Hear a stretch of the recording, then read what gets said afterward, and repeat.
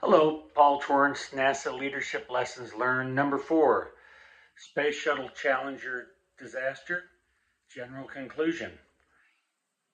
I earlier said that the Rogers Commission had a very narrow investigation. They looked at the O-ring and the miscommunications between engineers and managers, but they didn't look at the big picture. They didn't go back and look at the Apollo 13 disaster. They didn't go back and look at the Apollo 1 fire disaster. But even going back further, how about just the space shuttle in general, the design? Let's talk about the space shuttle design. There was no way to bail out of the space shuttle. The only other rocket in which you could not bail out was the Russians. In 1963, the USSR launched 3 cosmonauts. In order to do this, they had to modify the rocket, the interior. The 3 cosmonauts could not bail out, just like the space shuttle. That's 1963. Mercury, Gemini, Apollo all had launch escape systems. Also, the Soviet Soyuz, Chinese Shenzhou all have launch escape systems. The space shuttle, no launch escape system. Mercury, Gemini, Apollo, the launch escape systems were crash dummy tested. The space shuttle, no crash dummy tests. Crash dummy testing starts at about 1955. So that places the space shuttle maybe early 50s design. There were no launch tests above Mach 1. There were no landing tests above Mach 1.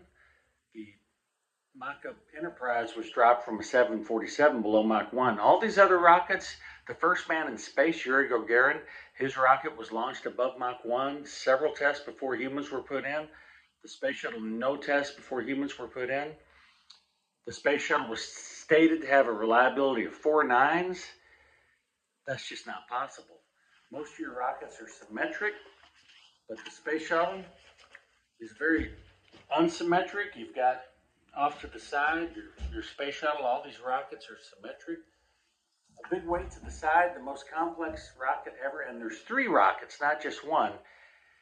How can it have 4 nines of reliability? It can't. So, look at all the tests that were done after the space shuttle disaster. Why were those tests not done up front? There was not adequate testing. The most complex 3 rocket system ever. So my first general conclusion is the space shuttle looks like it was built for the early space age, or maybe the end of the pre-space age, the high altitude age. And by the time the space shuttle was launched, around 1980, the space age was over. I consulted Ferris Bueller on this. He's an expert on when things were over. The space age ended in 1969 when the first man came back safely from the moon, or 1970 with the beginning of OSHA and the space age safety revolution. So we have the safety revolution. It's been going on for 10 years. When the space shuttle was launched, it's obsolete.